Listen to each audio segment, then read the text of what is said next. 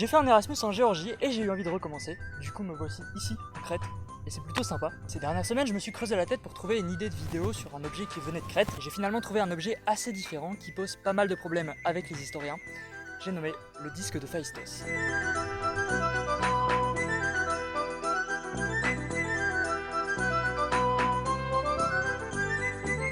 J'avais pas connaissance de cet objet quand je suis arrivé en Crète et après quelques recherches, j'ai trouvé ça passionnant. Mais avant toute chose, je vais vous laisser l'observer quelques temps et vous devez essayer de trouver qu'est-ce que c'est exactement. Parce qu'en soi, c'est un objet assez spécial étant un peu compliqué à déchiffrer au premier coup d'œil. C'est bon, vous avez trouvé? Vous voulez savoir ce que c'est? Alors écoutez-moi bien, je n'en ai pas la moindre idée. C'est clair? Dites-le moi dans les commentaires parce que moi je sais pas ce que c'est et en vrai, personne n'a compris son intérêt. Personne.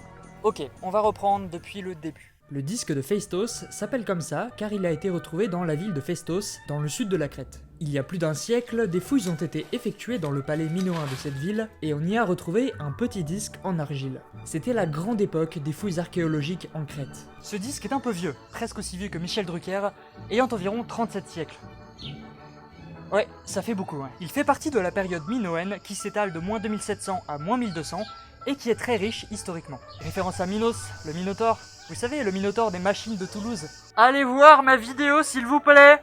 J'ai besoin d'argent. Et le truc, c'est qu'on n'en a retrouvé qu'un seul sur Terre. On peut donc le considérer comme un apax, ce qui signifie qu'on n'a aucun moyen de comparaison avec un autre objet de la sorte, il n'en existe qu'un exemplaire unique. C'est un objet qui possède sur ses deux faces des symboles tous plus originaux les uns que les autres, en spirale faisant penser à une coquille d'escargot. Mon signe préféré, c'est clairement lui, mais ils sont tous chouettes je trouve. Et celui-là, on dirait clairement un handpan. Ils étaient visionnaires les mecs. Et tous ces symboles, personne n'a réussi à les décrypter. Ça fait plus de 100 ans et c'est toujours un mystère. Même le sens de lecture du disque est incertain, peut-être des extrémités vers le centre. On ne sait même pas si c'est une vraie écriture minoenne. Il y a trop de lettres pour être un alphabet tel qu'on le connaît aujourd'hui, et trop peu pour être un système d'écriture comme avec des hiéroglyphes. Sachant qu'il y avait pas mal de hiéroglyphes à cette époque. Il n'y a pas de nombre, et peut-être qu'en réalité, il y avait plus que 45 signes différents. En fait, pour le décrypter de manière non théorique, il faudrait l'équivalent d'une pierre de rosette, quelque chose qui puisse nous aider à le comparer. Ce disque est un artefact unique en son genre.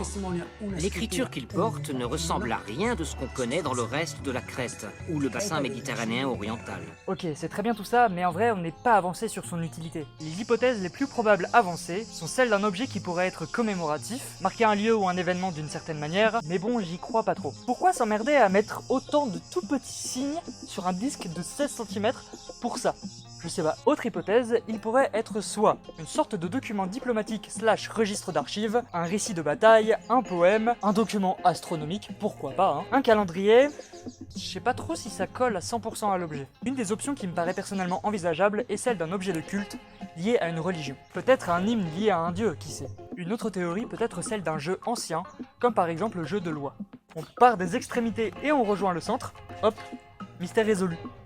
Les historiens le détestent. Il résout le disque de Phaistos en 3 minutes. Vous êtes déçus? Haha. Non, ne soyez pas déçus. N'oubliez pas qu'on n'est pas sûr à 100%, il n'y a aucune preuve scientifique qui a été apportée à l'objet. Rien n'a jamais été prouvé scientifiquement. Luigi Pernier, l'archéologue qui l'a découvert, a déclaré l'avoir trouvé lui-même. Mais si on regarde son carnet de fouilles, les dates ne coïncident pas. Il était dans son bureau, sûrement en train de faire une sieste. Et un des contremaîtres crétois lui a apporté un panier rempli de plusieurs objets et débris, dont le disque. Morceaux sûrement retrouvés ensemble. Donc en réalité, il ne savait pas vraiment où il a été découvert. Il a donc estimé de lui-même qu'il datait de 1700 avant Jésus-Christ, ce qui, disons-le, fausse les pistes. Il n'y avait pas d'archéologue témoin direct de la découverte du disque à l'époque. La découverte en 1934 de cette hache a montré un objet ayant des similitudes avec le disque de Phaistos, notamment les signes. Un disque du même genre a été retrouvé en Russie, il y a une trentaine d'années, ressemblant étrangement au disque de Phaistos, avec les mêmes symboles, même si celui-ci a sûrement été fabriqué à la main. Et puis on dirait que les signes du disque de Phaistos ont été imprimés avec des tampons, ce qui peut signifier que le disque a été produit en plusieurs fois, mais qu'on n'en a retrouvé qu'un seul pour l'instant. Sinon, ça aurait été très coûteux comme méthode pour au final n'en produire qu'un seul. D'ailleurs, ils ont été imprimés dans le disque pendant qu'il était encore humide, et non pas après l'avoir fait sécher. En soi, on sait qu'il a des chances d'être un faux. C'est une éventualité. Certains disent que le disque a carrément été fabriqué en 1908 par un artisan, parce que le bon vieux Luigi n'aurait pas trouvé d'objet incroyable sur le site de recherche. Du coup, il s'est dit, tiens, et si je faisais un faux objet. Comme ça, je vais montrer à tout le monde que je suis trop fort, j'ai trouvé des objets incroyables. Regardez celui-ci, c'est une main gantée, un questus en latin. Un symbole qu'on ne voit apparaître que 1500 ans plus tard à l'époque romaine. Ça ne tient pas debout.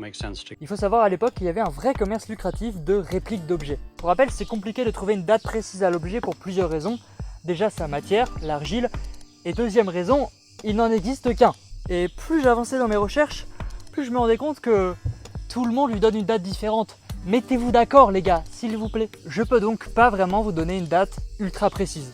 Désolé. L'authenticité du disque est sans cesse remise en cause. C'est vraiment pas clair. On dit tout et son contraire sur le disque, ce qui le rend vraiment compliqué à aborder. Mais bon, pour l'imaginaire collectif, c'est énigmatique, et même s'il est faux, il rapporte carrément de la thune au musée d'Héraclion, en Crète, là où il est situé. Par contre, s'il est prouvé que c'est un faux, là ça sera un coup dur pour le tourisme. Et les historiens n'ont pas vraiment trop l'occasion de l'étudier ou de le passer au scanner, ce qui aiderait à prouver sa crédibilité. Le musée d'Héraclion refuse catégoriquement que les historiens fassent de nouvelles analyses, car c'est un objet fragile, et le déplacer pourrait prendre le risque de le casser. Non, le disque de Phaistos est cassé, plus jamais il n'y aura de disque de Phaistos. C'est un peu compliqué de conclure une vidéo sur un objet du genre, et je pensais pas un jour faire une vidéo sur un objet expliquant que j'ai aucune idée d'où ça vient. Tout est en jeu d'interprétation au final. C'est un des objets les plus touristiques ici parce que tout simplement il est super mystérieux. En plus de la complexité de ces signes, il est difficile de lui donner une provenance exacte. Très intriguant, j'aime beaucoup. Si vous avez déjà entendu parler d'objets du genre, dites-le moi dans les commentaires, ça m'intéresse beaucoup. Et je vous laisse faire vos théories sur l'objet, qui j'espère un jour sera déchiffré. Bon, moi je vous laisse. Je vais profiter de la plage. Ciao.